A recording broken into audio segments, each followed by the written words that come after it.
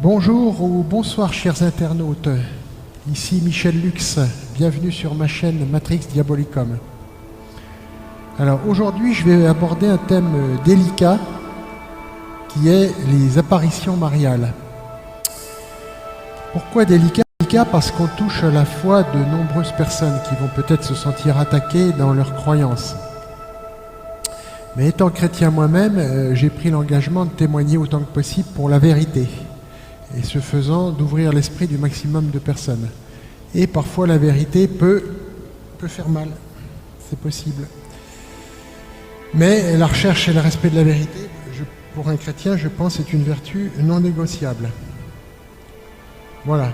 Alors, cette précaution oratoire prise, je vais plus précisément aborder le cas des apparitions de Fatima, mais j'en parlerai d'autres apparitions mariales aussi. Pourquoi Fatima? Parce qu'elle est particulièrement représentative des bizarreries du phénomène des apparitions mariales. Alors ce qui suit est un échange entre l'IA de Google, Gemini, et moi-même, mais j'ai pu recouper les informations par ailleurs. Je ne me suis pas basé que sur Gemini. Alors, deux historiens qui sont peu connus dans le dossier de Fatima se sont penchés sur cette affaire. Fina Darmada et Joaquim Fernandez. Ils ont remis en cause l'origine divine des apparitions de Fatima, arguant plutôt du caractère plutôt ufologique, c'est-à-dire ils voient plutôt des ovnis derrière ce phénomène. Alors moi j'ai posé la question à l'IA, à Gemini, est-ce que leur enquête paraît sérieuse? Alors déjà, qui sont ces deux personnages? Joaquim Fernandez est un historien titulaire d'un doctorat en histoire contemporaine de l'université Fernando Pessoa à Porto, avec une thèse portant sur l'imaginaire extraterrestre au Portugal. Il est membre du Centre d'études transdisciplinaires sur la conscience et a une formation en histoire des sciences. Fina Darmada détient une maîtrise en études sur les femmes, bon, je ne sais pas ce que ça veut dire, et a publié plusieurs ouvrages sur Fatima basés sur des sources primaires, c'est-à-dire des originaux. Leur approche est historique et anthropologique. Ils déconstruisent les récits originaux des enfants, donc Lucia, Francisco et Jacinta, et des témoins en mettant en évidence des incohérences dans la version officielle de l'Église. On verra pourquoi. Alors, voilà quels sont les éléments pour juger de la crédibilité de leurs travaux. Alors, une base documentaire solide. Le point fort de ces deux historiens est l'accès aux archives du sanctuaire de Fatima, qu'ils ont été les premiers à consulter de manière exhaustive dans les années 70. Les interrogatoires originaux, ils ont exhumé des témoignages de 1917 recueillis avant que le récit ne soit revu et corrigé par l'Église à partir de 1941. Alors, ça met en lumière des détails oubliés. Les enfants décrivaient initialement une dame de guère plus d'1 mètre de haut, 1,20 m de haut, vêtue d'une robe courte allant aux genoux, portant une sphère à la taille et des bottines. Ces détails sont très éloignés de l'imagerie mariale traditionnelle de Marie et ressemblent davantage, selon eux, à des descriptions de rencontres du troisième type. Alors, en particulier, ils sont très interrogatifs sur la fameuse danse du soleil, parce que les témoins ont argué, surtout dans les derniers jours, au 13 octobre 1917, de ce qu'on appelle la danse du soleil. En fait, de danse du soleil, il y a de fortes présomptions, suivant l'étude des témoignages, qu'il s'agissait en fait d'un objet intra-atmosphérique. Les témoins ont rapporté une chute de température, des changements de couleur et de lumière, une pluie de filaments. Alors les pluies de filaments, on les voit de temps en temps dans les phénomènes ovnis. Enfin, certains pensent que c'est lié à la propulsion. Les enfants décrivaient des bourdonnements ou une voix comme une abeille, qui évoque pour les auteurs des phénomènes de télépathie ou d'émission de fréquence. S'il est sérieux de noter que les historiens ont réalisé vraiment un travail méticuleux, leur conclusion ufologique fait débat, sans doute, bien sûr. Par contre, donc, leur déconstruction du processus de fabrication du miracle par l'Église est pourtant largement admise et reconnue par les historiens laïcs. Alors, limite de l'interprétation. Substituer une explication religieuse par une explication extraterrestre reste une forme de croyance. Bon, certes. Pour beaucoup de critiques, elle remplace un mystère par un autre sans preuve matérielle définitive. Mais enfin, bon, en résumé, d'après Gemini, les éléments qu'ils utilisent sont sérieux, car basés sur des sources de première main, longtemps restées secrets.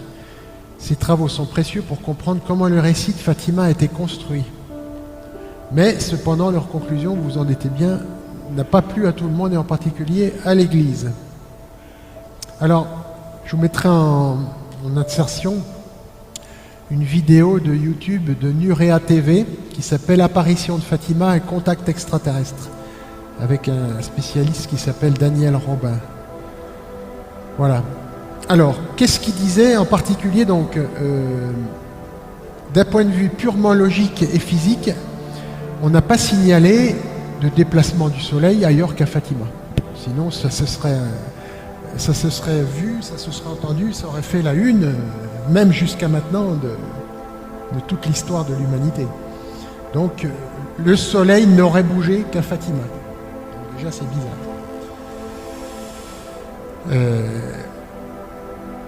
Alors, voilà, puisque on sait maintenant que le Soleil, le vrai Soleil astronomique est resté immobile, ce que les 70 000 personnes donc, du 13 octobre 1917 ont vu, était nécessairement un phénomène optique ou un objet physique situé dans la basse atmosphère, au-dessus donc du site qui s'appelle à Fatima la Cova da Iria. L'aspect du disque, parce que ils ont vu un disque en fait, disque qui était très lumineux mais qui faisait quand même pas mal aux yeux, on pouvait le fixer quand même. Les témoins ne décrivent pas un soleil habituel, mais un disque plutôt métallique, une sorte de plaque de nacre au contour net qu'on pouvait fixer sans douleur. Voilà, ça correspond à la description classique d'un ovni stationnaire. Alors après, il a eu un mouvement de descente, comme une feuille morte. Ça se voit souvent aussi dans les cas d'atterrissage. C'est ça qui est, d'ailleurs, ça avait fait très peur à la foule. Ils ont cru justement à la chute du soleil. Alors, il y a eu aussi un phénomène de séchage instantané. Il avait beaucoup plu, ce 13 octobre, et les gens qui ont assisté à ce spectacle ont été rapidement séchés, et le sol lui-même était, au bout de quelques minutes, il était sec. Comme si, alors les historiens y ont vu l'effet d'un rayonnement thermique ou de micro-ondes, donc émis par un objet, encore une fois, à basse altitude. Cet objet émettait aussi plein de couleurs, comme dans une boîte de nuit. Lumière colorée qui éclairait tout le paysage. Alors, les enfants, évidemment, à l'époque, n'avaient pas le vocabulaire pour décrire une rencontre d'ordre technologique, vous vous en doutez bien. Donc, ils utilisaient le seul lexique à leur disposition, celui de la religion. Alors, une dame ou des anges. Voilà. Alors, les historiens ont utilisé les interrogatoires originaux de 1917 pour montrer que les enfants parlaient de détails techniques, en fait, un bourdonnement, une sphère à la taille, un être de petite taille, qui ont été gommés par l'Église pour transformer l'incident en miracle marial. Donc, si on exclut l'hallucination collective, parce que le phénomène a été vu à des kilomètres à la ronde, l'idée d'un objet physique non identifié est effectivement beaucoup plus logique pour expliquer tous les témoignages qui ont eu lieu. Alors d'autres chercheurs ont corroboré la thèse de ces deux historiens. On peut citer Gilles Pinon, un contre-amiral français qui est diplômé de l'école navale. Donc ses travaux s'inscrivent dans la même lignée que ceux de ces historiens. Et donc il y voit dans la danse du soleil une signature technologique, une opération de communication extraterrestre d'après lui. Il considère que la complexité des mouvements et les effets physiques, séchage des vêtements, de lumières diverses, baisse de température, sont trop bizarres, trop intelligents pour être naturels. Pour lui, c'est une démonstration de force technologique destinée à marquer l'inconscient collectif. Alors,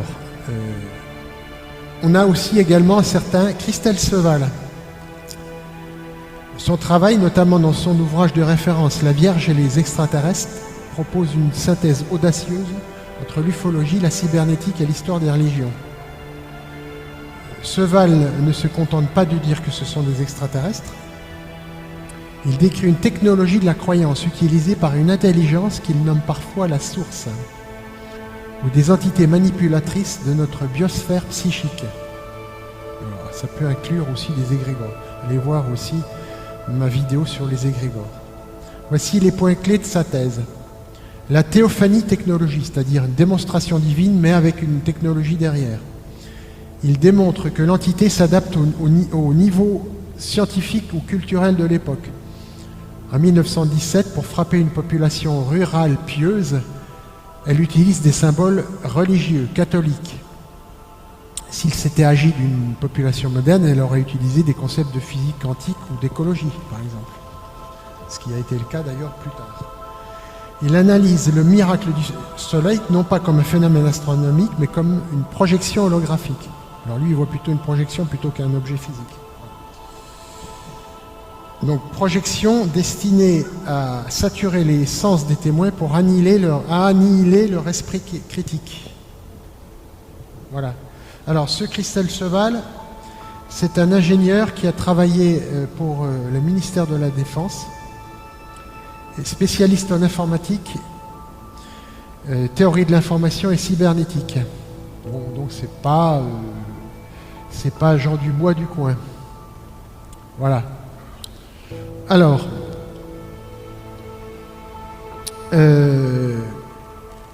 moi j'ai posé la question à Gemini. Pour moi, effectivement, ça sentirait la manipulation mentale à grande échelle. Les messages de ces entités sont-ils compatibles avec la Bible ou sont-ils une influence plus diabolique? Alors, il m'a répondu, c'est la question qui divise les théologiens et aussi les ufologues. Ces entités sont-elles des messagers de lumière ou des trompeurs? Si on compare les messages de Fatima avec les textes bibliques, on note des divergences qui, pour certains, ne sont pas seulement le souffle, me dit-il, mais sont des opérations discrètes de contrôle psychologique des foules. Rien de moins. Voilà les points où la manipulation semble prendre le pas sur la spiritualité classique. L'utilisation de la culpabilisation et de la peur. Le message central de Fatima est basé sur la menace. Si on ne fait pas ce que je dis, la Russie répandra ses erreurs. Des nations seront anéanties. Alors que dans la Bible, bien que les prophètes annoncent pas des malheurs, le message de l'Évangile est centré sur l'amour inconditionnel et la libération. Alors en ufologie, on observe souvent ce type de message délivré aux contactés, des avertissements apocalyptiques sur par exemple l'atome, l'utilisation de la bombe atomique ou l'écologie. Donc ça ressemble à une gestion des foules par la peur pour orienter le comportement d'une masse humaine. Alors on a aussi des comportements bizarres avec les enfants. Ils leur ont demandé des choses très, très dures. Enfin, l'entité leur a demandé des choses bizarres et très dures. Il est important de souligner que dans l'histoire officielle catholique, ces faits sont présentés comme des sacrifices volontaires des enfants pour le salut des pécheurs. Mais Gemini me dit, si on adopte votre grille de lecture, ça ressemble plus à une prédation et une manipulation par cette entité. Les détails rapportés par les enfants eux-mêmes et par les témoins de l'époque prennent un caractère particulièrement sinistre. Voici les circonstances précises. Par exemple, dès la deuxième apparition, en juin 1917, l'entité demande aux enfants s'ils acceptent de s'offrir à Dieu pour supporter toutes les souffrances qu'il leur enverra. Dans la Bible, on ne voit jamais Dieu, il n'est jamais mentionné que Dieu envoie des souffrances. Jamais. Voilà. Une fois le consentement obtenu, sous la pression d'une figure donc perçue comme divine par les enfants entrent dans une sorte de spirale d'automutilation encouragée par les visions. Par exemple, la corde. Les enfants ont trouvé une corde de charrette épaisse et rugueuse. Ils l'ont coupée en trois et ceux-là sont noués autour de la taille, à même la peau. Il la portait jour et nuit, même pour dormir. Jacinta et Francisco pleuraient de douleur. Lors d'une apparition, l'entité intervient non pas pour faire cesser la pratique, mais pour donner une consigne de gestion. Dieu est satisfait de vos sacrifices, mais il ne veut pas que vous dormiez avec la corde, portez-la seulement pendant le jour. L'ortie, sous demande de l'entité, les enfants se frappaient les jambes avec des orties pour offrir leur douleur. Comme si les anges et Dieu se nourrissaient de la douleur humaine. Privation d'eau.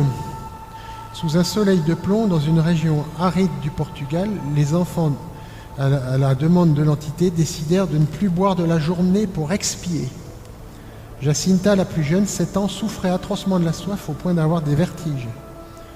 Au lieu d'un message de compassion, les visions de l'entité renforçaient leur détermination à souffrir, les poussant à donner leur eau à leurs moutons et à rester la bouche sèche pendant des journées entières.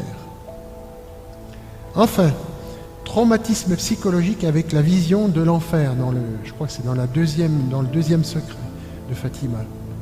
Le 13 juillet 1917, l'entité inflige aux enfants, donc qui avaient 7, 9 et 10 ans, une vision d'une violence inouïe. Elle ouvrit de nouveau les mains, un éclat de lumière sembla pénétrer la terre et nous vîmes comme une vaste mer de feu dans laquelle étaient plongées les âmes perdues, les âmes humaines perdues, tourmentées par les démons. Alors, conséquence, Jacinta était durablement traumatisée. Les témoins racontent qu'elle restait parfois assise sur une pierre, prostrée, obsédée par l'idée des pauvres gens qui vont en enfer. Cette peur panique a été le moteur de ses privations ultérieures. Une entité réellement bienveillante exposerait-elle les enfants si jeunes à de telles images d'horreur, d'après vous? Je vous laisse réfléchir. Alors, isolement et mort prématurée. L'entité annonce très tôt à Francisco et Jacinta qu'ils vont mourir jeunes.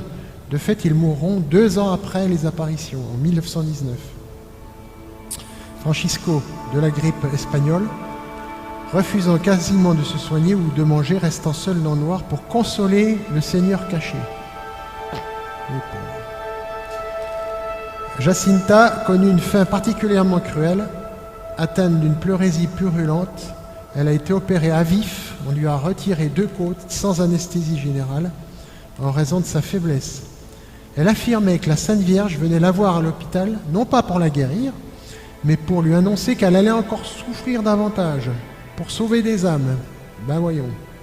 Elle est morte seule à 9 ans dans un hôpital de Lisbonne, loin de sa famille. Bonjour l'amour. L'épuisement de la source. D'un point de vue ufologique ou parasitaire, on observe que l'entité a usé ses témoins, comme le feraient littéralement des vampires.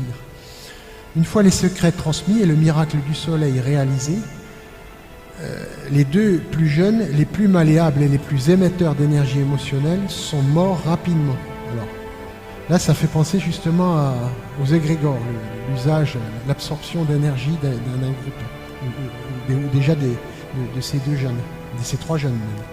Seule Lucie, donc la plus âgée et la plus capable de structurer le récit sur le long terme, a survécu, mais en étant enfermée au couvent sous règle du silence très strict toute sa vie. Alors, synthèse de cette histoire de Fatima. Qu'est-ce qu'on a? Si on retire la lecture religieuse, on voit une entité qui séduit, comme le diable, par l'éclat, la beauté de l'apparition. Il les lie par un contrat, consentement à la souffrance et secret sur la divulgation des secrets qui ne devraient avoir lieu qu'en 1960, à la demande de l'entité. Ils exploitent les enfants, elle exploite les enfants, privation physique, traumatisme divers, donc traumatisme psychologique avec la vision de l'enfer. Ensuite, l'entité les a abandonnés, morts dans la douleur, une fois l'objectif atteint. Ça ressemble trait pour trait au modus operandi des entités démoniaques ou parasitaires que l'on retrouve dans les cas de pacte ou de harcèlement spirituel. Voilà, on a aussi donc, comme je vous disais, les 3 secrets qui ont dû être gardés jusqu'en 1960. C'est typique manipulation psychologique aussi. Parce qu'on a ceux qui savent, puis ceux qui ne savent pas. Ça les met en valeur. Vous voyez, c'est eux qui savent, et puis les autres ne savent pas. Ça les met en valeur. On maintient l'humanité dans l'attente d'une révélation future. On a souvent ça dans les révélations ufologiques. Même mode opératoire que les fameux petits gris ou d'autres entités rapportées dans les enlèvements. On donne une information partielle qui ne sera comprise que plus tard.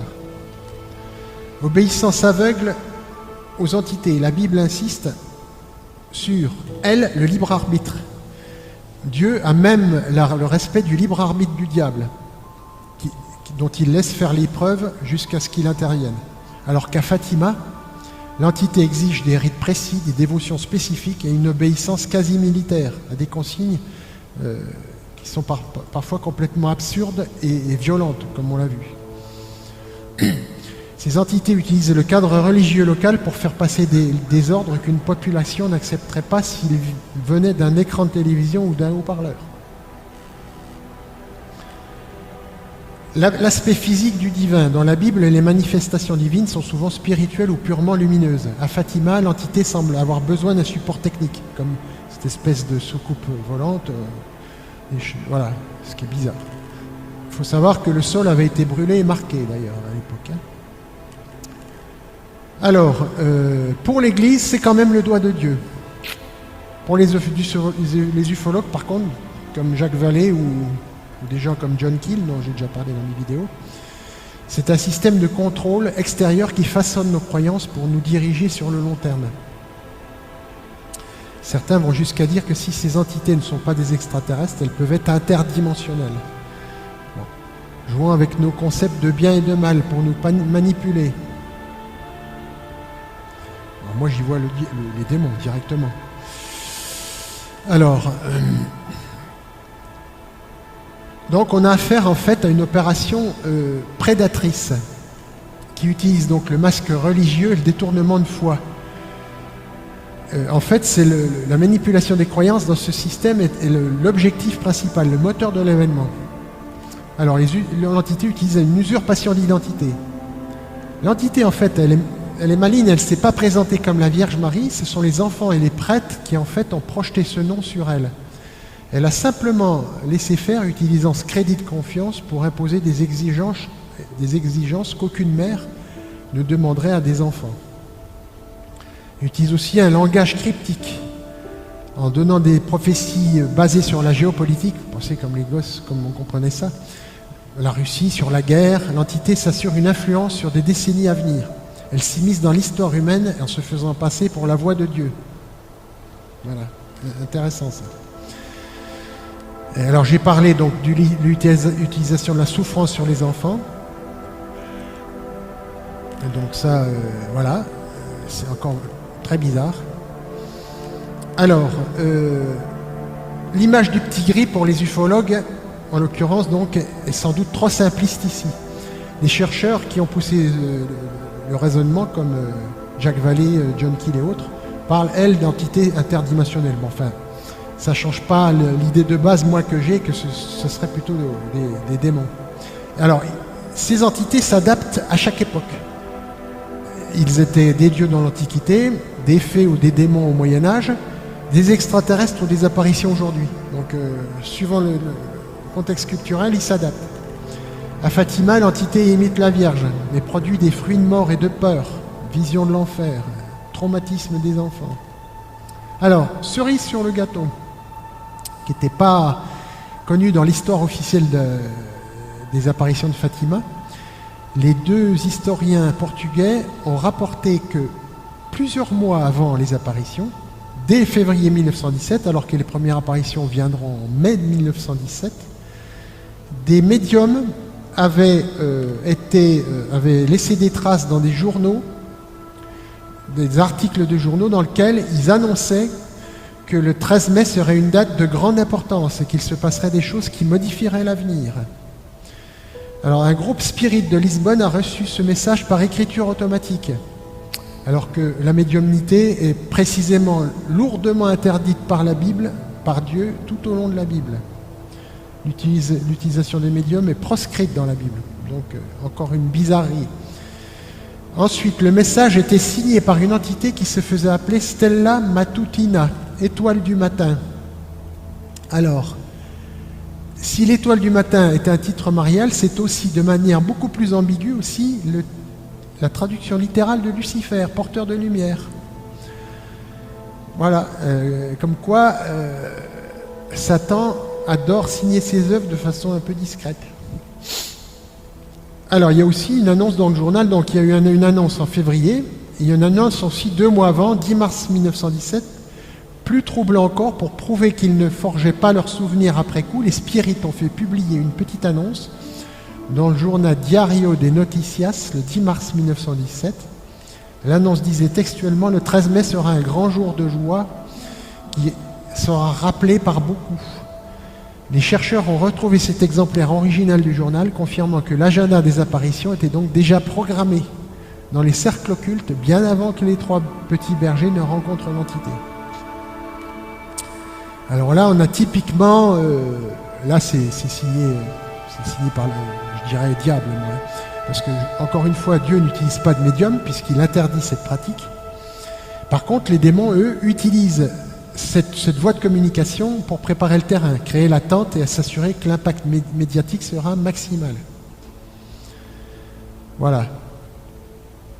Alors donc, conclusion de l'histoire de Fatima, c'est une opération de hacking spirituel, manipulation multiniveau, où les gens sont le jouet d'une intelligence qui maîtrise parfaitement nos leviers psychologiques, nos croyances et notre histoire aussi, en particulier notre histoire religieuse.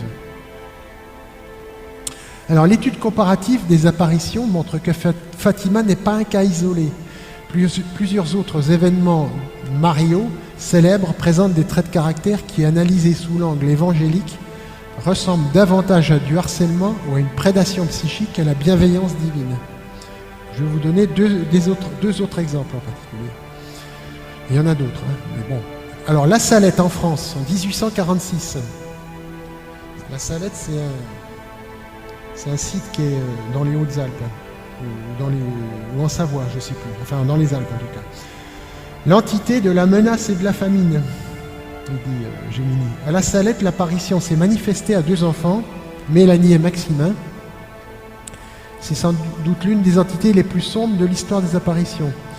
Elle s'est livrée à un chantage alimentaire. L'entité menace explicitement de détruire les récoltes, pommes de terre, blé, raisins, etc., si le peuple du coin ne se soumet pas. Elle utilise la famine comme une arme de pression. Comparaison biblique, Jésus, lui, multiplie les pains par compassion pour la foule affamée, mais il ne menace jamais de l'affamer pour obtenir obéissance. Cruauté verbale, l'entité rappelle à Maximin un souvenir douloureux, le moment où son père lui a donné un morceau de pain en lui disant que c'était le dernier car le blé était gâté. Elle a appuyé là où ça fait mal, pour générer une émotion de peur et de culpabilité. Aussi, les secrets de la Salette étaient si violents et apocalyptiques, annonçant la fin de l'Église, que Rome perdra la foi et deviendra le siège de l'Antéchrist, qu'ils ont plongé les 2 voyants dans une errance psychologique et sociale toute leur vie. Mélanie est devenue une figure errante et tourmentée, traquée par les autorités ecclésiastiques. Alors on a le cas aussi de Pontmain en France, 1871. Pontmain, P-O-N-T-M-A-I-N. Pendant la guerre franco-prussienne, une entité apparaît dans le ciel au-dessus d'un village, donc Pontmain.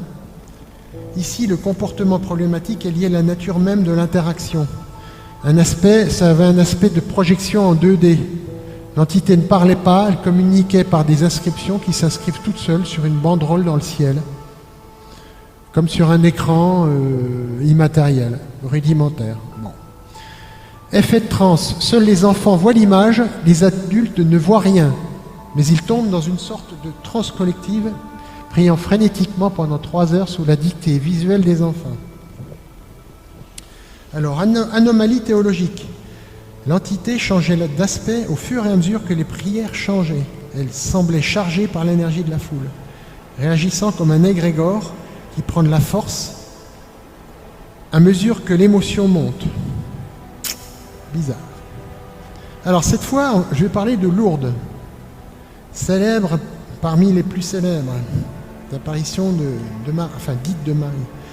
Elle est considérée, lourde, comme l'apparition la plus pure, mais elle recèle pourtant des détails occultés par l'imagerie religieuse habituelle, qui, lus à travers ma grille d'analyse, c'est toujours Gemini qui le dit, sont particulièrement troublants. On y retrouve cette même signature, une entité qui s'installe par la contrainte physique et qui présente des caractéristiques très éloignées de la figure biblique de Marie. Voici les étrangetés majeures de Lourdes. Au départ, l'entité n'était pas Marie. Pareil, comme à Fatima, Bernadette Soubirous n'a jamais dit avoir vu la Vierge au début. Elle l'appelait en patois Akero, ce qui signifie cela ou cette chose-là. Dénomination bien étrange, voire irrespectueuse si l'entité était soi-disant la Marie, mère de Jésus. L'aspect physique, elle décrivait une petite demoiselle, pareil comme Fatima, 1m20 à peu près, très jeune, 12 à 15 ans, vêtue d'une robe blanche avec une ceinture bleue. Là, mais là, pas de boule lumineuse, pas de robe. Là, c'est la robe classique de l'iconographie. Mais surtout, elle soulignait son aspect éthérique ou vibrant, et non humainement charnel, comme une espèce d'hologramme, on pourrait dire. Maltraitance, pareil, et humiliation publique. Le 25 février 1958, l'entité ordonne à Bernadette des actes qui ont profondément choqué les témoins de l'époque et qui s'apparentent à une forme de harcèlement, enfin de maltraitance psychologique.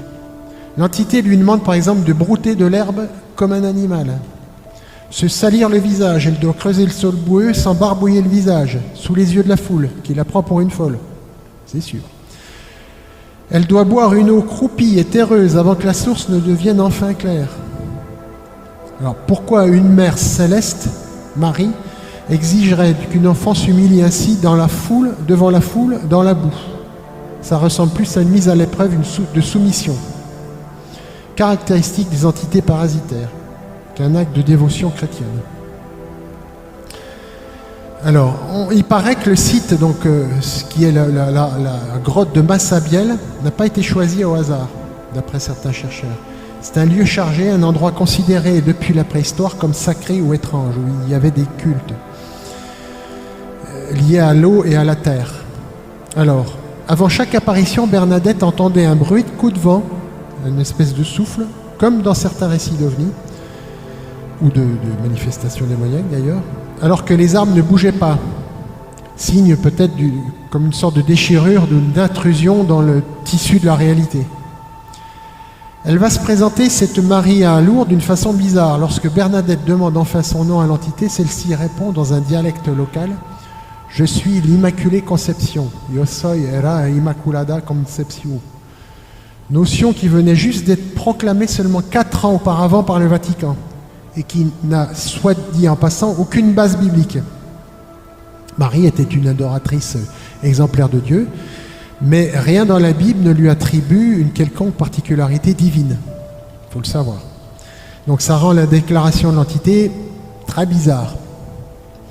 Parce qu'en fait, ça ressemble à elle pille en fait le logiciel mental et culturel de l'époque pour se donner une légitimité institutionnelle, tout en maintenant une certaine distance avec le personnage réel de Marie. Anomalie théologique, cette histoire d'Immaculée Conception, c'est bizarre. Voilà. Épuisement de la voyance. Comme à Fatima, Bernadette a été consumée par l'événement. Elle a fini sa vie enfermée dans un couvent à Nevers, rongée par la maladie, tuberculose osseuse, et des souffrances atroces qu'elle appelait son métier. Elle disait souvent, la Vierge s'est servie de moi comme d'un balai, puis elle m'a remise à ma place derrière la porte. Là, pour le coup, c'est une bonne remarque, un bon sens du discernement, là. Cette métaphore de l'outil jetable est glaçante, correspond exactement à la manière dont un égrégore ou une entité manipulatrice traite ses vecteurs humains. Alors, ma conclusion de tout ça, alors bon, je pourrais en citer d'autres, mais les vidéos seraient trop longues. Au vu de ce que je vous exposais, tout comme le soi-disant phénomène extraterrestre, on est bien obligé encore là de penser une manipulation de la part d'entités qui, faute de termes plus adéquats, et moi en tant que chrétien, je suis obligé de qualifier de démons, que d'autres appelleront des entités prédatrices, extraterrestres ou interdimensionnelles. En tout cas, des entités qui se font passer pour ce qu'elles ne sont pas. Alors pourquoi? Plusieurs raisons à ça. Comme on l'a vu, les entités n'ont bien souvent, au moins au début, pas de grand rapport avec la Marie et utilisent manifestement des techniques de manipulation psychologique. Les entités semblent vouloir infléchir l'arrivée de l'Apocalypse, alors que cet événement qui veut dire en fait révélation de toutes les choses cachées et de toutes les abominations qu'il y a eu depuis le début du monde, est pour Dieu un événement non seulement inéluctable, incontournable, mais indispensable pour se débarrasser de la gouvernance humaine corrompue. Donc sur cette base, il n'est pas question de permettre au système de survivre d'une manière ou d'une autre, sous l'impulsion d'entités non identifiées qui diraient si vous faites ça, il n'y aura pas d'apocalypse. Donc c'est pas bon. Point de vue biblique, c'est pareil, ça ne tient pas debout. Les entités demandent parfois qu'on leur voue un culte au travers de constructions de chapelles ou d'églises, ce qui est en contradiction frontale avec la volonté de Dieu d'exiger un culte à sa seule personne. Comme on l'a vu et sous prétexte d'actes de foi, les entités qui se présentent sous l'identité de Marie ou de tel ou tel ange demandent aux croyants de s'abîmer gravement la santé, en prétextant que ça favoriserait une action favorable de Dieu. Ce qui donne une image exécrable de Dieu, aux antipodes de ce qui est dit tout au long de la Bible à son sujet. Dans le cas particulier de Fatima, il est pratiquement hors de doute qu'en lieu et place du soleil, c'était bien un objet physique qui s'apparente bel et bien à nos ovnis modernes. Alors, une fois qu'on est amené à conclure ce que je viens de dire, des questions supplémentaires viennent rapidement à l'esprit. Comment les théologiens, en particulier du Vatican, ont pu passer à côté de toutes ces étrangetés des apparitions? C'est alors que je vous fais part d'une question que Gemini m'a posée, et sans que je l'incite à le faire, et qui est très intéressante. Écoutez ça. Pensez-vous que le fait que l'Église catholique ait validé Fatima malgré ses contradictions soit le signe d'une infiltration de cette manipulation au plus haut sommet de l'institution? Intéressante cette question, hein? Voilà, alors maintenant, les ufologues peuvent m'objecter que c'est un procédé de contact progressif d'une civilisation extraterrestre, dans le cadre d'un long programme de contact sur plusieurs siècles. Ouais, mais à quoi riment les séances de maltraitance des enfants? Ça n'a pas de sens. Voilà. Alors, on peut me dire, mais c'est peut-être une race prédatrice qui se comporte justement comme les démons des religions. À ce moment-là, moi, je leur dis, une telle civilisation avec leurs moyens se serait emparée de la Terre à grande échelle depuis bien longtemps, sans nous demander notre avis. Ici, on a affaire à des entités qui, de toute évidence, ont un besoin vital de se cacher sous des entités successives. Vierge Marie, extraterrestres, etc. Tout en maîtrisant apparemment grandement l'histoire humaine, et en particulier l'histoire religieuse. Pas très cohérent tout ça. Ils n'auraient pas besoin de s'entourer de cachotterie, de mystères pour exploiter la race humaine à grande échelle. Ça n'a pas grand sens. Alors, des chrétiens vont pouvoir me dire, mais dis donc, vous jetez le discrédit sur la plupart, pour ne pas dire toutes les apparitions de Marie. Encore une fois, je ne suis pas là pour blesser les gens, je suis là pour leur dire ce que je considère, moi, être la vérité. Je peux me tromper, bien entendu, comme tout le monde, mais moi, en tant que chrétien, je considère que je dois dire ce que je pense être la vérité, sinon je ne serais pas chrétien. Maintenant, je suis tout à fait preneur de toute étude sérieuse qui invaliderait ce que je vous affirme, et qui irait dans le sens d'une authenticité des apparitions mariales, mais moi, pour l'instant, je ne suis pas du tout dans cette optique-là. Et puis, il ne faut pas perdre de vue qu'une fois que Jésus a accompli sa mission suprême, quand il est mort sur le poteau, pour nous sauver de nos péchés, il a affirmé « tout est accompli ». On trouve ça dans Jean, chapitre 19, verset 30. Je ne vois donc pas pourquoi des apparitions de Marie laisseraient alors entendre un peu partout dans le monde qu'on pourrait finalement agir pour que l'Apocalypse n'ait pas lieu, alors que c'est Dieu lui-même qui veut que l'Apocalypse survienne pour purifier l'humanité. Donc voilà. Alors je bouclerai cette vidéo en citant 2 Corinthiens, chapitre 11, verset 14. Et cela n'est pas étonnant puisque Satan lui-même se déguise en permanence en ange de lumière. Voilà, on ne peut pas dire mieux. Voilà, si ça vous a plu, comme à l'ordinaire, je vous demande de mettre les pouces. Mettez des commentaires, j'ai presque jamais de commentaires. Ça m'aide à progresser, même si c'est des critiques, hein, je suis preneur. Voilà, je vous souhaite une bonne journée ou une bonne soirée et je vous dis à la prochaine.